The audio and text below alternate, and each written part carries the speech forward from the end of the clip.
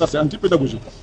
Il aurait attendu que ces anomalies-là soient corrigées, n'est-ce pas, et proclamer les résultats pour l'ensemble des candidats, surtout les candidats du territoire national, comme d'habitude. Mais proclamer de façon partielle. Et aujourd'hui, il est soutenu par le gouvernement, par le Premier ministre, que c'est normal qu'il fasse ceci. Moi, je trouve que c'est antipédagogique. Nous ne partageons pas la position du Premier ministre par rapport à ça. On va prendre des dispositions, on aurait pris des dispositions pour ne pas arriver à ça. Mais ce qui est étonnant, c'est que ça a été une proclamation partielle. C'était une première arrivée de vous. Donc nous, en tant que syndicalistes, acteurs, partenaires sociaux du système éducatif, nous avons déploré cette situation, parce que c'est une première en Guinée, que les résultats soient donnés de façon partielle.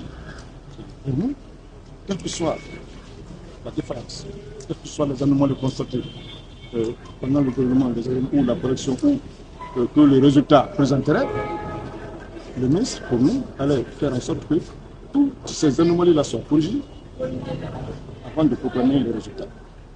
Mais si, sans corriger ces anomalies, le ministre prend la responsabilité de proclamer de façon partielle, ça, nous avons qualifié ça d'antipédagogique. Parce que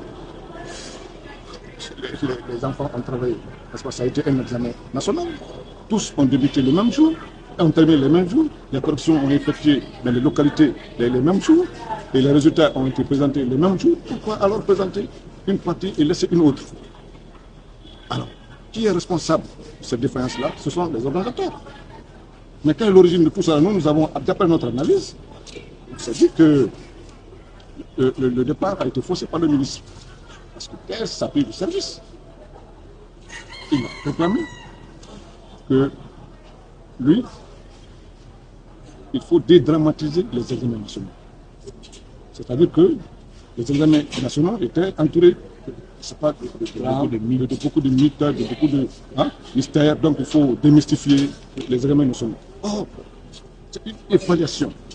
L'évaluation d'un processus de formation des enfants.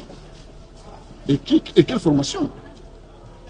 La formation, n'est-ce pas, de ceux-là qui auront la responsabilité de faire face aux défis auxquels notre République, notre nation est confrontée, le défi du développement. Donc pour cela, ce n'est pas n'importe qui, il faut les élites.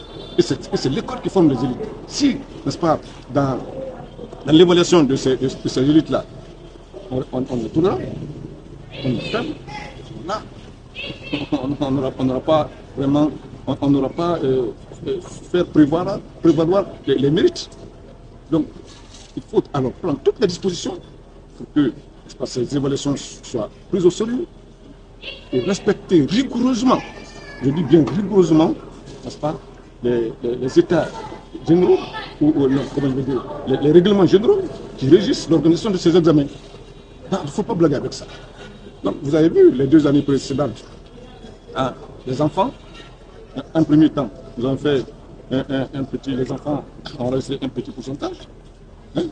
Un second temps, il y a eu une amélioration et nous avons eu à corriger maintenant, comment on appelle ça, le comportement des élèves. Les candidats qui venaient chaque fois avec les documents en place, ils venaient avec le téléphone en place.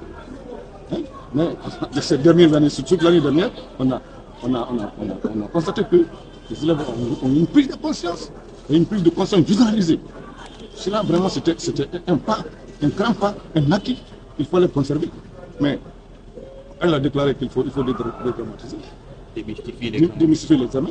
Ça encourage encore à tous les niveaux les enfants à venir avec le document. Conséquemment, cette année, on a eu plus de 700 téléphones qu'on a saisis avec les enfants. Baccalauréat. C'est trop.